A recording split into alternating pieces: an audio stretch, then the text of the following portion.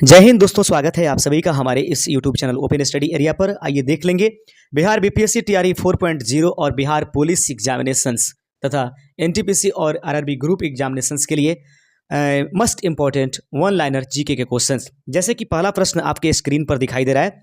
इससे पहले कि हम इस सेशन को स्टार्ट करें, आपसे मैं बता देना चाहता हूं कि आज के इस सेशन में हम कुल 100 महत्वपूर्ण जो है वन लाइनर क्वेश्चंस देखेंगे।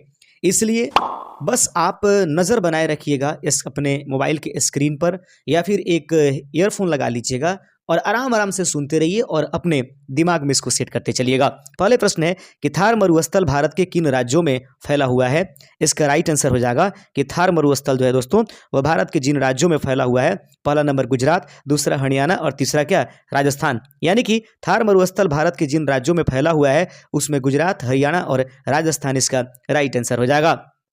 अगला क्वेश्चन है कि मृत सागर यानी कि मृत सागर और टेंगानिका बैकाल झीलें किस तरह की झीलों का उदाहरण है। तो मृत सागर हो या टेंगानिका या बैकाल झील, ये किस प्रकार की झीलों का उदाहरण है। सही आंसर है यह भ्रंश घाटी झील के उदाहरण माने जाते हैं। अगला क्वेश्चन है कि कैस्पियन सागर झीलों की किस श्रेणी में आता है। तो कैस्पियन सागर जो है वह झीलों के किस श्रेणी में आएगा। तो नौ स्थल या नौ भूमि झील के रूप में कैस्पियन सागर को जाना जाता है।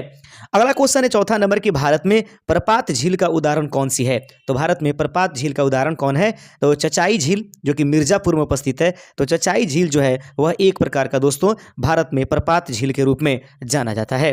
अगला क्वेश्चन देख लीजिएगा, किन नदियों के बीच कोलेरू झील है। तो जिन नदियों के बीच में कोलेरू झील है वह है कृष्णा और गोदावरी नदियों के बीच में कोलेरू झील उपस्थित है। विश्व की सबसे बड़ी कोल्डेरा झील कौन सी है। तो विश्व की सबसे बड़ी कोल्डेरा झील जो है वह टोबा झील के नाम से जाना जाता है और यह टोबा झील इंडोनेशिया में उपस्थित है। आप देख रहे हैं open study area YouTube channel. दोस्तों यदि हमारे चैनल पर नए हैं तो प्लीज़ चैनल को सब्सक्राइब करके आप अपने इस यूट्यूब चैनल को आगे बढ़ाइए और इस सदस्य को अपनी कृपा दीजिए, जिससे कि हम और आप 1 लाख सब्सक्राइबर की तरफ जल्दी से जल्दी पहुंच पाएँ। दोस्तों जितना मदद आप हमारा कीजिएगा हम उससे कई गुना मदद आपके लिए करते रहेंगे। ज्वार भाटा की उत्पत्ति के संबंध में प्रगामी तरंग सिद्धांत का प्रतिपादन किसने किया। ज्वार भाटा की उत्पत्ति के संबंध में प्रगामी तरंग सिद्धांत का प्रतिपादन किसने किया। सही आंसर है विलियम वेबल, इसका राइट आंसर हो जाएगा। ज्वार भाटा किसे कहते हैं। तो याद रखिएगा, समुद्र का पानी दिन में 2 बार निश्चित समय अंतराल पर उठता है और नीचे गिरता है, इसे ही ज्वार भाटा कहते हैं। अर्थात उठने की क्रिया ज्वार और गिरने की प्रक्रिया भाटा के नाम से जानी जाती है। अगला क्वेश्चन है कि ज्वार भाटा की उत्पत्ति किस शक्ति के कारण होती है। तो दोस्तों याद रखिएगा, सूर्य तथा चंद्रमा के बीच में जब गुरुत्वाकर्षण बल लगता है तो उस गुरुत्वाकर्षण बल के कारण ही समुद्रों में जो है ज्वार भाटा आपको दिखाई देते हैं। अगला क्वेश्चन है कि 2 ज्वार भाटा के बीच में कितने समय होते हैं। तो 2 ज्वार भाटा के बीच में लगभग 12 घंटे 26 मिनट का अंतराल रहता है। कहीं कहीं इसे 12.5 घंटा भी लिखा गया होता है, लेकिन 12 घंटा 26 मिनट ही इसका राइट आंसर होगा। किस ग्रह को छोड़कर सभी ग्रहों का घूर्णन जो है परिक्रमण की दिशा समान है। तो शुक्र और जो ये अरुण है, यानी कि दोस्तों यह थोड़ा ये उल्टा घूमता है। यानी कि जैसे हमारे पृथ्वी पर जो है पूर्व की दिशा में सुबह होता है, यानी कि सूर्य निकलता है सुबह के समय, तो इन ग्रहों पर जो है सुबह के समय ये सूर्य जो है पश्चिम की दिशा में निकलता है। यानी कि अन्य ग्रहों की तुलना में शुक्र और अरुण उल्टा घूमते हैं। अगला क्वेश्चन है कि बुध का सबसे विशिष्ट गुण क्या है। तो बुध का सबसे विशिष्ट गुण है इसमें चुंबकीय क्षेत्र का होना। आगे बढ़ते चलते हैं। अगला क्वेश्चन है, कौन सा ग्रह सूर्य निकलने के 2 घंटे पहले दिखाई पड़ता है। वह कौन सा ग्रह है जो सूर्य के निकलने के 2 घंटे पहले दिखाई देगा। सही आंसर है बुध ग्रह जो है वह सूर्य के निकलने के 2 घंटे पहले भी दिखाई देता है। अगला क्वेश्चन दिखाई देगा, बुध ग्रह सूर्य की परिक्रमा कितने दिनों में पूरा करता है। 87 दिन और 23 घंटे में यह पूरा करता है। पृथ्वी का सबसे निकटतम ग्रह कौन सा है। तो पृथ्वी का सबसे निकटतम ग्रह जो है वह शुक्र है। आगे बढ़ते चलते हैं, साँझ या भोर का तारा किसे कहते हैं। तो साँझ या भोर का तारा शुक्र ग्रह को हम लोग कहते हैं। सबसे चमकीला और सबसे गर्म ग्रह कौन सा है। तो सबसे चमकीला ग्रह और गर्म ग्रह शुक्र ग्रह के नाम से जाना जाएगा। अगला क्वेश्चन है कि किस ग्रह को अपनी धुरी पर चक्कर लगाने में सबसे कम यानी 10 घंटे का समय लगता है। तो सबसे कम समय में अपने धुरी पर चक्कर लगाने का रिकॉर्ड जो है वह बृहस्पति ग्रह के पास है, जो मात्र 10 घंटे में अपने धुरी पर एक चक्कर लगा लेता है। अगला क्वेश्चन है कि बृहस्पति को सूर्य की परिक्रमा करने में कितना समय लगेगा? 12 वर्ष ये रहेगा सूर्य की परिक्रमा करने में।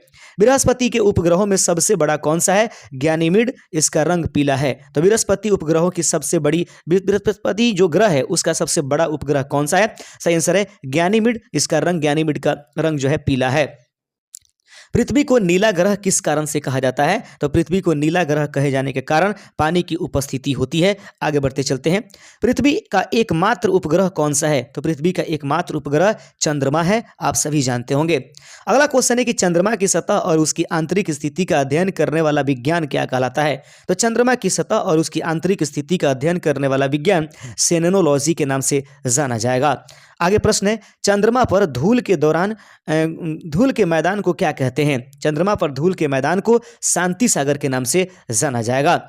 जीवाश्म ग्रह किसे कहा जाएगा? तो चंद्रमा को दोस्तों जीवाश्म ग्रह के नाम से जानते हैं। चंद्रमा किसकी रोशनी से चमकता है? तो चंद्रमा जो है सूर्य की रोशनी से चमकता है। अगला क्वेश्चन है कि समुद्र में उठने वाले ज्वार भाटे की वजह क्या है? तो समुद्र में उठने वाले ज्वार भाटे की वजह अपेक्षित सौर्य एवं चंद्रमा की शक्तियों का अनुपात 11:5 होने के कारण है। आगे बढ़ते चलते हैं। चंद्रमा पर पाए जाने वाले चट्टानों में किस धातु की मात्रा सबसे अधिक है? तो चंद्रमा पर पाए जाने वाले चट्टानों में दोस्तों टाइटेनियम नामक धातु की उपस्थिति सबसे ज्यादा पाई जाती है। अगला क्वेश्चन है कि पृथ्वी से चंद्रमा का कितना भाग दिखाई देता है? तो पृथ्वी से चंद्रमा का मात्र 57% भाग ही हमें नजर आता है। चंद्रमा धरती की परिक्रमा एवं घूर्णन कितने दिनों में करता है? तो चंद्रमा जो है धरती की परिक्रमा 27 दिन में, वहीं पर घूर्णन जो है वह 8 घंटे में पूरा कर लेता है। अगला क्वेश्चन है कि वायुमंडल का 97% भाग कितने किलोमीटर की ऊंचाई तक पाया जाता है? तो वायुमंडल का 97% भाग जो है वह 29 किलोमीटर की ऊंचाई तक पाया जाता है।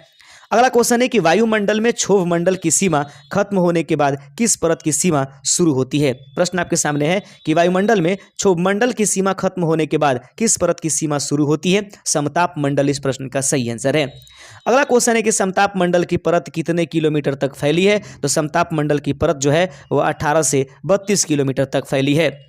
अगला क्वेश्चन है कि समताप मंडल के कितने किलोमीटर भाग में तापमान में कोई परिवर्तन नहीं होता? तो समताप मंडल के कितने किलोमीटर भाग में तापमान में कोई परिवर्तन नहीं आएगा? 20 किलोमीटर इस प्रश्न का सही आंसर हो जाएगा।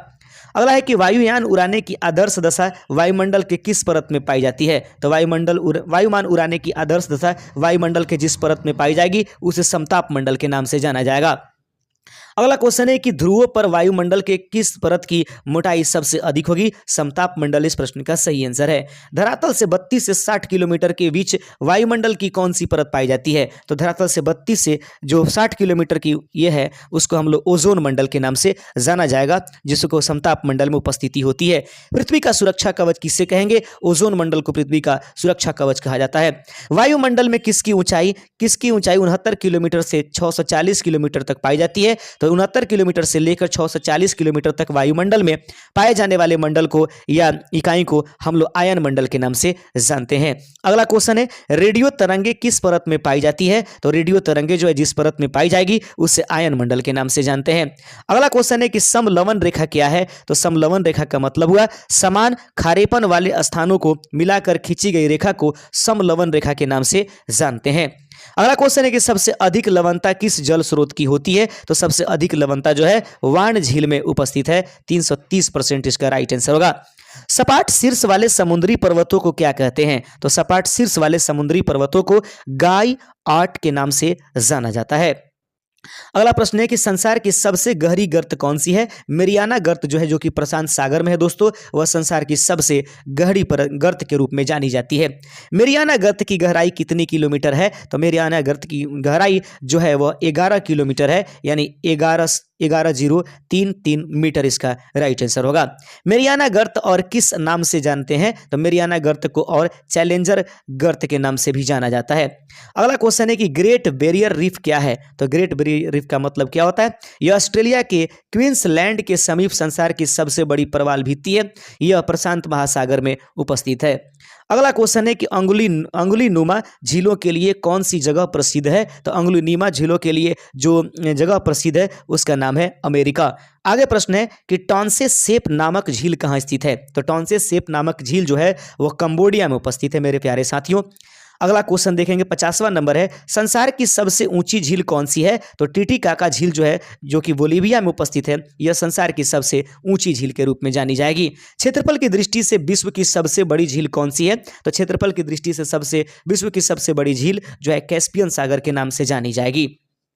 विश्व की सबसे गहरी झील कौन सी है? बैकाल झील, जो कि साइबेरिया में है, सबसे गहरी झील विश्व की मानी जाएगी।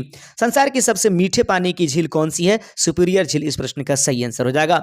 दुनिया की सबसे अधिक खारे पानी वाली झील कौन सी है? वान लेक झील, जो कि तुर्की में उपस्थित है।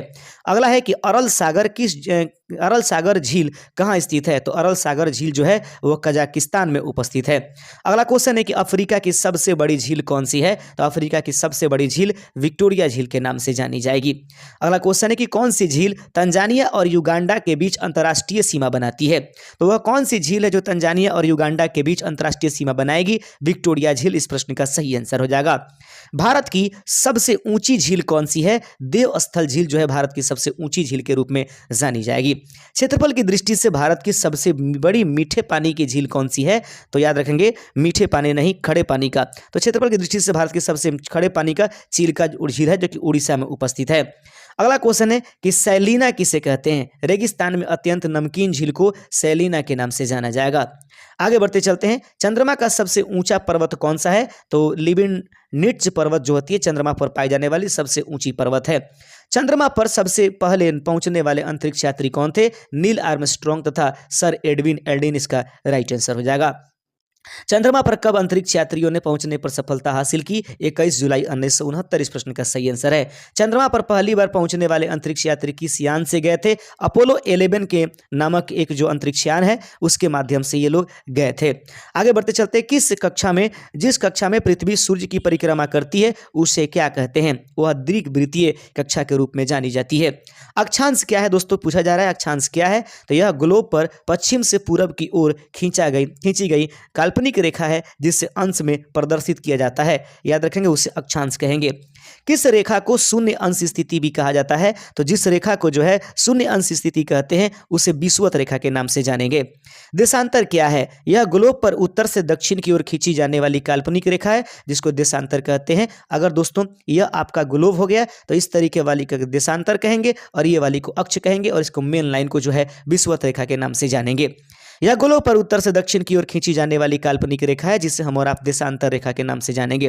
किसी स्थान का समय ज्ञात किन रेखाओं के आधार पर किया जाता है? तो किसी स्थान पर समय ज्ञात करने के लिए जिन रेखाओं का प्रयोग करेंगे उसे देशांतर रेखा याद रखेंगे दोस्तों। ये रेखाएं जो होती है जो है वह क्या करती है? समय निर्धारित करती है और ऐसे ऐसे जो रेखाएं हैं वह जो है वातावरण निर्धारित करती है।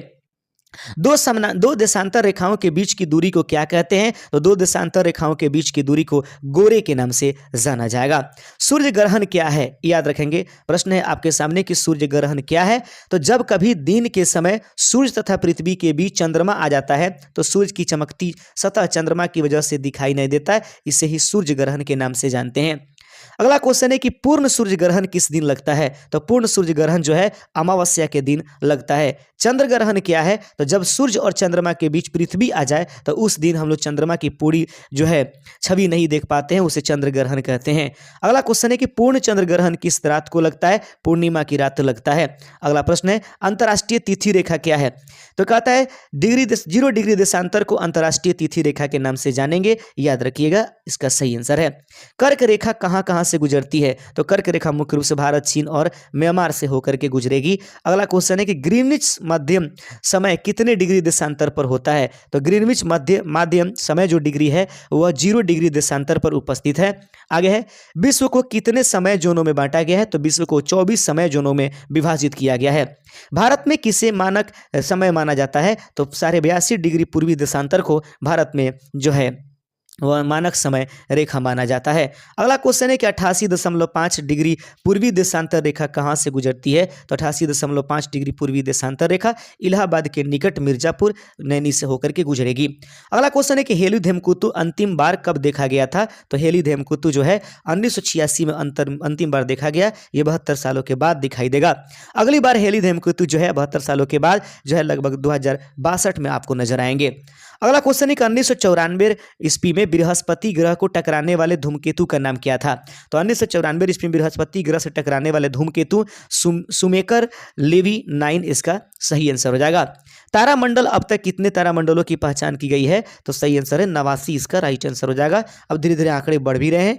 तारों का निर्माण कैसे होता है? आकाश गंगा में गैसों के बादलों की वजह से, विस्फोट की वजह से जो है तारों का निर्माण होता है। पृथ्वी के सबसे निकट कौन सा तारा है? पृथ्वी के निकट सबसे जो तारा है वो सूर्य है। अगला है कि पृथ्वी से देखा जाने वाला सर्वाधिक चमकीला तारा कौन सा है? तो पृथ्वी से देखा जाने वाला सर्वाधिक चमकीला तारा साइरस है। इस तारे को ब्याद या लुब्धक भी कहा जाता है। अगला प्रश्न है कि जिन तारों का सूर्य से प्रकाश कम है उन्हें क्या कहा जाता है? तो जिन तारों का सूर्य से प्रकाश कम है उसे वामन तारा के नाम से जानेंगे। अगला क्वेश्चन है कि जिन तारों का सूर्य से प्रकाश अधिक है उन्हें क्या कहा जाता है? तो जिन तारों का सूर्य से प्रकाश अधिक होगा उसे विशाल तारा कहते हैं। आगे बढ़ते चलते हैं। अगला क्वेश्चन है कौन से तारे ब्लैक होल बन सकते हैं? तो कौन से तारे ब्लैक होल बन सकते हैं? सूर्य से 3 गुना ज्यादा आकार वाले जो तारे हैं वो ब्लैक होल बनाते हैं। पृथ्वी की बहन किससे कहा जाएगा? शुक्र ग्रह को पृथ्वी की बहन कहा जाता है। ध्रुव तारा क्या है? उत्तर दिशा में दिखाई देने वाला तारा जो है ध्रुव तारा के नाम से जानी जाएगी। ब्रह्मांड की उत्पत्ति आज से कितने वर्ष पहले हुआ? तो ब्रह्मांड की उत्पत्ति लगभग आज से 7 अरब वर्ष पहले बिग बैंग घटना की वजह से हुई है। ब्रह्मांड की उत्पत्ति से सिद्धांत के प्रतिपादक कौन थे? तो ब्रह्मांड के उत्पत्ति के सिद्धांत के प्रतिपादक बेल्जियम के खोलगोविद ए.बी. जॉर्ज लेमेटियर इसका राइट आंसर हो जाएगा। प्रायद्वीपीय ब्रह्मांड किसे कहा जाता है? तो प्रायद्वीपीय ब्रह्मांड जो है मंदाकिनी को कहा जाता है। आकाश गंगा किसे कहते हैं? तो मंदाकिनी को आकाश गंगा के नाम से जानते हैं। अगला प्रश्न देख लीजिएगा। अगला क्वेश्चन है कि हमारी आकाश गंगा की आकृति कैसी है? तो हमारी आकाश गंगा की आकृति दोस्तों सर्पिलाकार है। आकाश गंगा को सबसे पहले किसने देखा था? तो आकाशगंगा को सबसे पहले गैलीलियो गैलीली साहब ने देखा था। कहता है कि ब्रह्मांड का व्यास लगभग कितना है? तो ब्रह्मांड का व्यास लगभग 108 प्रकाश वर्ष मानी गई है। प्रकाश वर्ष क्या है? तो प्रकाश वर्ष समय की नहीं बल्कि दूरी की मापक है जो बताता है कि एक वर्ष में प्रकाश कितने दूरी तय कर रही है। दोस्तों आज के सेशन में हमने मस्ट इंपॉर्टेंट जो है 100 क्वेश्चंस आपके रिवीजन के लिए डाला है। उम्मीद करते हैं कि इससे ये चीज़ें आपको पहले से कुछ पता भी थी और कुछ भूल रहे होंगे तो आपको याद भी फिर से रिवाइज हो गया होगा। शुक्रिया, जय हिंद। अगले दिन हम लोग संपूर्ण संविधान के महत्वपूर्ण MCQ देखेंगे जो कि एक विश्लेषित वीडियो होगा, वो बहुत जल्द आने वाला है। शुक्रिया, जय हिंद।